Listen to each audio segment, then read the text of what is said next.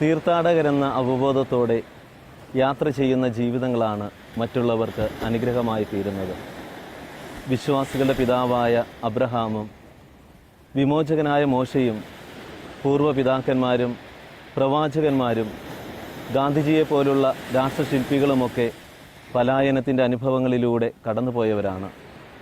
പ്രവചനങ്ങളുടെ പൂർത്തീകരണമായി സകലർക്കും നിത്യജീവൻ പ്രദാനം ചെയ്യുവാൻ ആഗതനായ യേശുവിൻ്റെ ജീവിതവും ഒരു യാത്രയായിരുന്നു.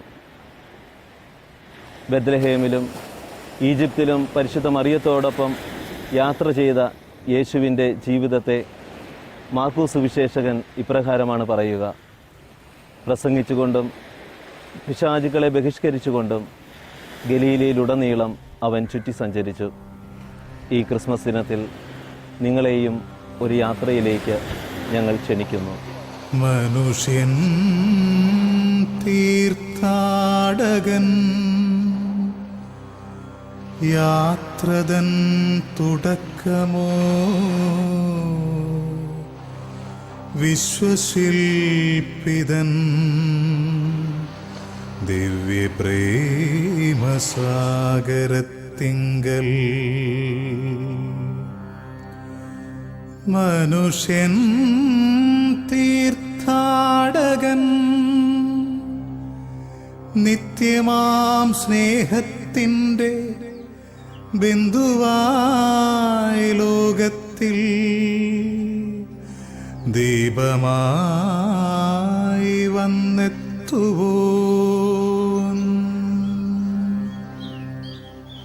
മനുഷ്യൻ തീർത്ഥാടകൻ ലോകമോ യാത്രാപദം. കഴിഞ്ഞ 4 ദശകങ്ങളായി മലയാള ബാലസാഹിത്യ രംഗത്ത് സജീവമായി പ്രവർത്തിച്ചു വരുന്ന, ഇതിനകം 80 ബാലസാഹിത്യ കൃതികൾ പ്രസിദ്ധീകരിച്ചുകൊണ്ട് ദേശീയവും പ്രാദേശികവുമായ അനേകം പുരസ്കാരങ്ങൾ നേടിയിട്ടുള്ള സിപ്പി പള്ളിപ്പുറം സാർ തൻ്റെ ജീവിതയാത്രയിലൂടെ നേടിയ ക്രിസ്മസ് അനുഭവങ്ങൾ ശാലോം പ്രേക്ഷകർക്ക് മുമ്പിൽ തുറക്കുന്നു. ഉണ്ണിയേശുവിനെക്കുറിച്ചുള്ള ഒത്തിരി കവിതകൾ സാർ എഴുതിയിട്ടുണ്ട്. ഈ കവിതകൾ എഴുതുവാനായിട്ട് കുഞ്ഞുനാളിലെ ഏതെങ്കിലും ഒരു ക്രിസ്മസ് അനുഭവം സാറിന് പ്രചോദനമായിട്ടുണ്ടോ? എൻ്റെ കുട്ടിക്കാലത്തുള്ള ക്രിസ്മസ് വളരെ രസകരമായിരുന്നു. അന്ന് ഡിസംബർ പിറന്നാൽ പിന്നെ കുട്ടികൾക്കെല്ലാം ഉത്സാഹത്തിമിർപ്പാണ്. പള്ളിയിൽ പോകാൻ ഞങ്ങൾക്ക് വലിയ ഉത്സാഹമായിരുന്നു. എന്താണെന്നറിയാമോ? അവിടെ മാലാഖി ഇറക്കം എന്നൊരു പരിപാടിയുണ്ട്. രാത്രി 12 മണിക്ക് ഉണ്ണി പിറക്കുന്ന സമയത്ത് ഒരു മാലാഖി ഇങ്ങനെ ഇറങ്ങി മുകളിൽ നിന്ന് താഴോട്ട് ഇറങ്ങി വരും പള്ളിക്കകത്ത്. അപ്പം ഞങ്ങളുടെ എല്ലാം വിചാരം, കുട്ടികളായി ഞങ്ങളൊക്കെ വിചാരിച്ചിരുന്നത് സാക്ഷാൽ മാലാഖ സ്വർഗത്തിൽ നിന്നും ഇറങ്ങി വരുന്നു എന്നാണ്. അത് മാലാഖ പുൽക്കൂട്ടിൽ വന്നിറങ്ങും. അത് കഴിഞ്ഞിട്ടാണ് പുൽക്കൂടൊക്കെ തുറക്കുന്നത്. മാലാഖ വന്നിറങ്ങിയതിന് ശേഷമാണ്. അപ്പോൾ യേശു പറഞ്ഞതിൻ്റെ ആഹ്ലാദമെല്ലാമായി പള്ളിയിലെ മറ്റു പരിപാടികളൊക്കെ നടക്കും. ഒരിക്കൽ വളരെ രസകരമായ ഒരു അനുഭവം ഉണ്ടായി. ഇതേപോലെ പള്ളിയിൽ എല്ലാവരും കുട്ടികളൊക്കെ ഉത്സാഹത്തോടു കൂടി വന്നിരിക്കുന്നത് കുർബാന കാണുന്നതിനേക്കാൾ ഏറെ പ്രധാനം ഈ മാലാഖി ഇറങ്ങി വരുന്നത് കാണാനാണ്. സമയമായി കുട്ടികളെല്ലാം ഇങ്ങനെ ആകാംക്ഷയോടുകൂടി തന്നെ കാത്തിരിക്കുകയാണ്. മാലാഖി ഇറങ്ങേണ്ട സമയമായി. മണി മുഴങ്ങി, വെടിയൊക്കെ മുഴങ്ങി. പക്ഷേ മാലാഖ കുറച്ചിങ്ങനെ ഇറങ്ങി വരുന്നത് കണ്ടു. പിന്നെ മാലാഖയെ കാണുന്നില്ല. മാലാഖ താഴോട്ട് ഇറങ്ങി വരുന്നില്ല. എന്താണ് പറ്റിയതെന്ന് ആർക്കും നിശ്ചയമില്ല.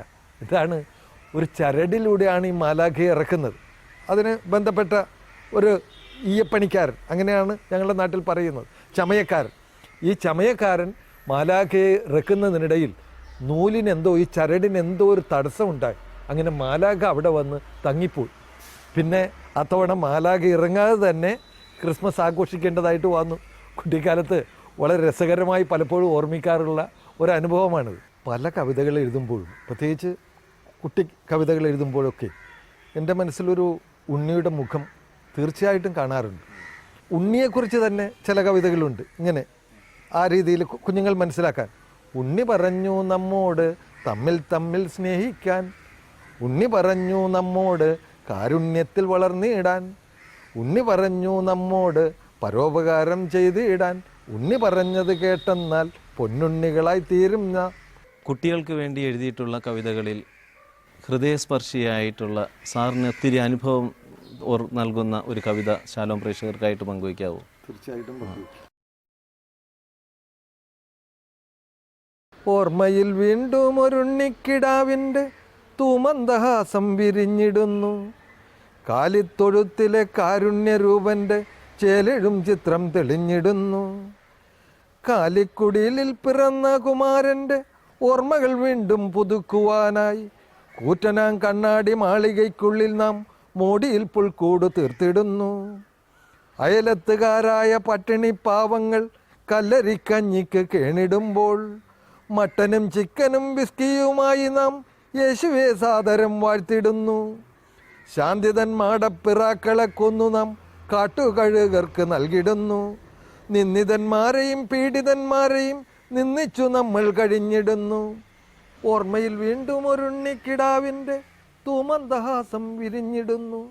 കാലിത്തൊഴുത്തിലെ കാരുണ്യരൂപൻ്റെ ചേലിഴും ചിത്രം തെളിഞ്ഞിടുന്നു. ഇത്രയും നാളത്തെ ജീവിതത്തിനിടയിൽ ഒത്തിരി ക്രിസ്മസ് ആഘോഷങ്ങളുടെ തലങ്ങളിലൂടെ നടന്നു നീങ്ങിയ സാറിന് ഇന്ന് ക്രിസ്മസ് ആഘോഷിക്കുന്ന നമ്മുടെ തലമുറയ്ക്ക്, പ്രത്യേകിച്ച് കുട്ടികൾക്ക്, സാറിൻ്റെ ജീവിതാനുഭവങ്ങളിൽ നിന്ന് ഒരു സന്ദേശം നൽകുകയാണെങ്കിൽ വളരെ നന്നായിരിക്കും. യേശുവിൻ്റെ പിറവി തന്നെ വലിയൊരു സന്ദേശമായിരുന്നു. ഇപ്പോൾ ഗാന്ധിജി അദ്ദേഹത്തിൻ്റെ ആത്മകഥയിൽ എഴുതിയിട്ടുണ്ടല്ലോ, എൻ്റെ ജീവിതമാണ് എൻ്റെ സന്ദേശം. ഇത് ആദ്യം ലോകത്തോട് പറഞ്ഞത് ശരിക്കും യേശു ആയിരുന്നു. യേശു ഒരു വലിയ കൊട്ടാരത്തിൽ പിറക്കേണ്ട ആളാണ്. ലോകത്തിൻ്റെ രാജകുമാരനാണ്. ഇപ്പോൾ എല്ലാ രാജകുമാരന്മാരും, ശ്രീബുദ്ധൻ പിറന്നത് രാജകൊട്ടാരത്തിലാണ്. അക്ബർ ചക്രവർത്തി പിറന്നത് രാജകൊട്ടാരത്തിലാണ്. മഹാനായ അശോകൻ പിറന്നത് രാജകൊട്ടാരത്തിലാണ്. അലക്സാണ്ടർ ചക്രവർത്തി പിറന്നത് രാജകൊട്ടാരത്തിലാണ്. എന്നാൽ അതിനേക്കാളെല്ലാം ഉപരിയായിട്ടുള്ള ഈ രാജകുമാരൻ പിറന്നത് വെറുമൊരു കാലിത്തൊഴുത്തിലാണ്. ഇത് തന്നെ ആണ് സന്ദേശം. എളിമയാണ് തെളിമ, വിനയമാണ് വിജയം എന്ന് കാണിക്കുവാൻ വേണ്ടിയാണ് അദ്ദേഹം ഇത്രയും മഹത്തായ ഒരു വഴി കണ്ടുപിടിച്ചതെന്നാണ് എനിക്ക് തോന്നുന്നത്. കനകകിരീടം ചൂടുമ്പോഴും വിനയം നമ്മൾ മറക്കരുതേ, കനകകിരീടം ചൂടുമ്പോഴും വിനയം നമ്മൾ മറക്കരുതേ, വിനയം കൊണ്ട് കുനിഞ്ഞ ശിരസിൽ വിജയം താനേ കൊടിനാട്ടും. ആ വിജയമാണ് ഉണ്ണിയേശുവിനുണ്ടായത്. സ്നേഹസത്തയാം പിതാവുരുകും സ്നേഹത്തിൻ്റെ തികവിൽ സൃഷ്ടിച്ചവൻ മനുഷ്യൻ തേജോമയൻ.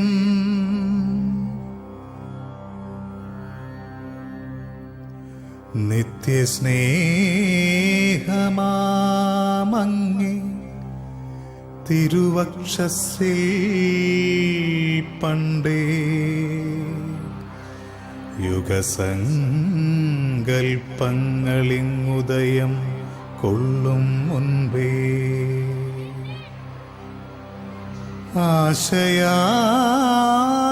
ആശയാദർശമാ സത്യമാം സന്ദേശമാ താളമായി സംഗീതമായി കുടിവാണിരുന്നവൻ.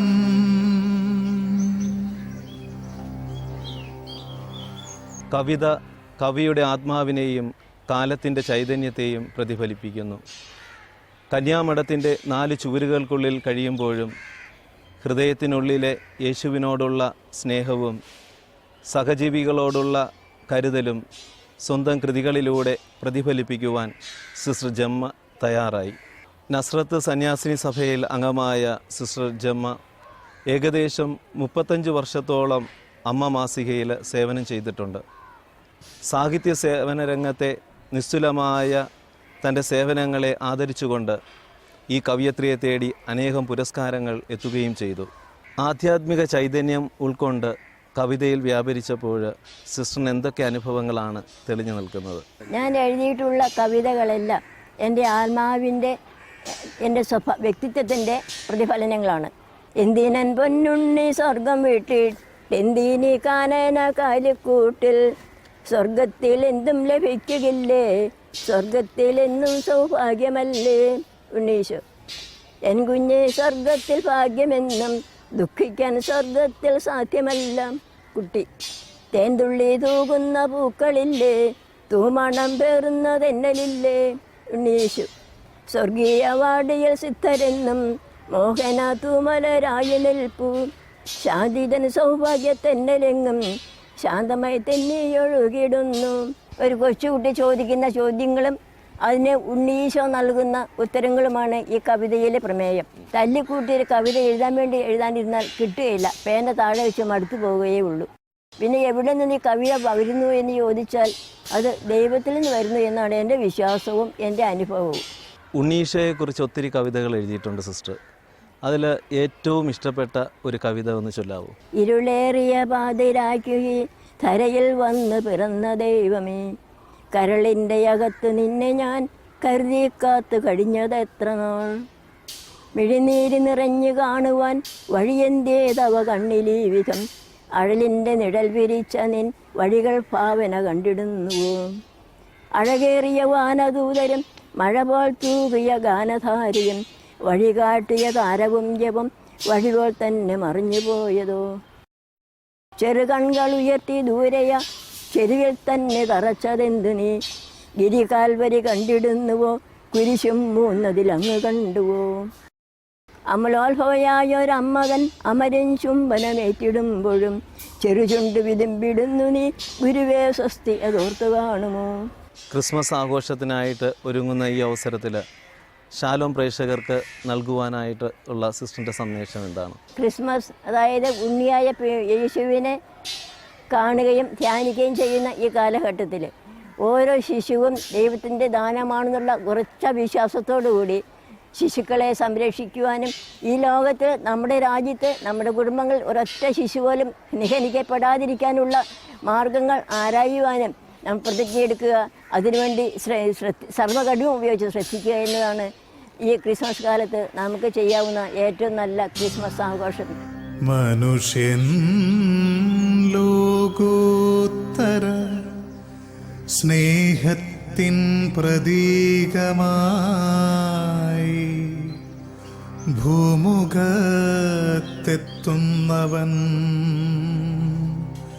ഭാവിതൻ വാഗ്ദാനമായി.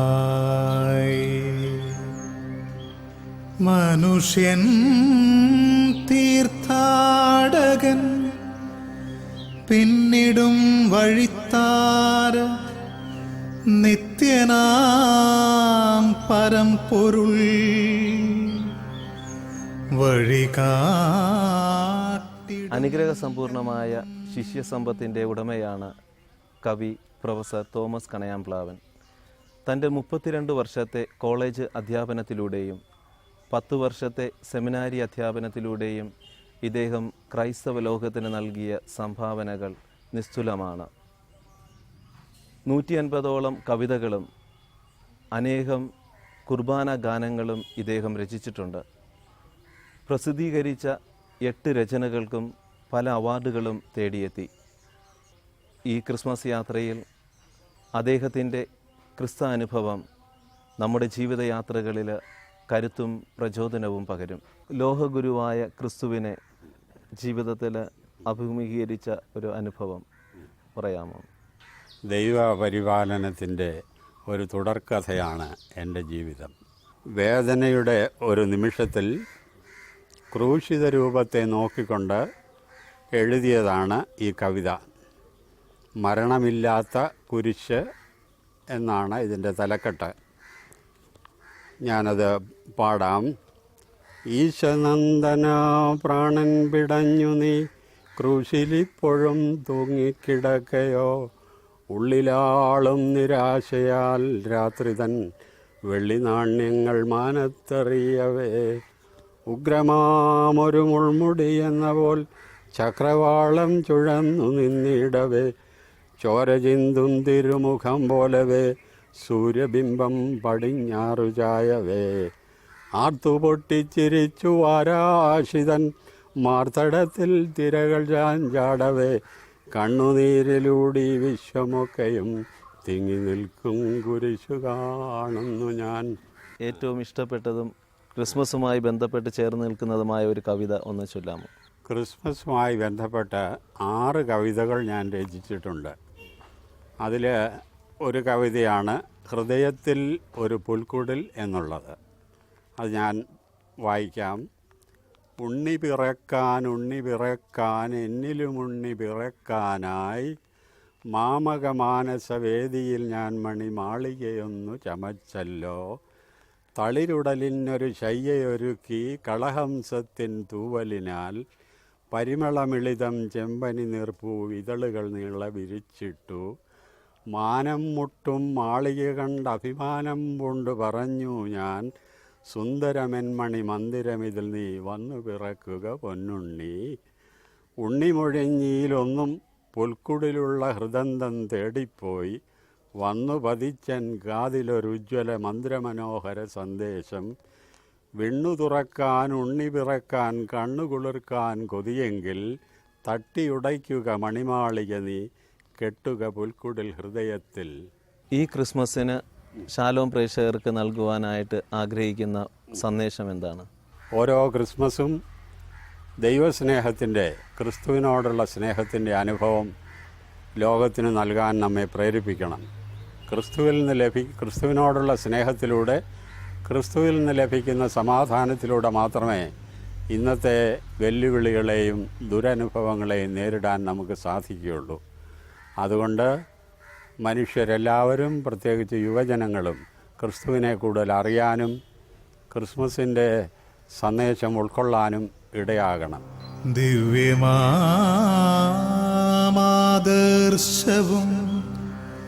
രൂപവും ഭാവങ്ങളും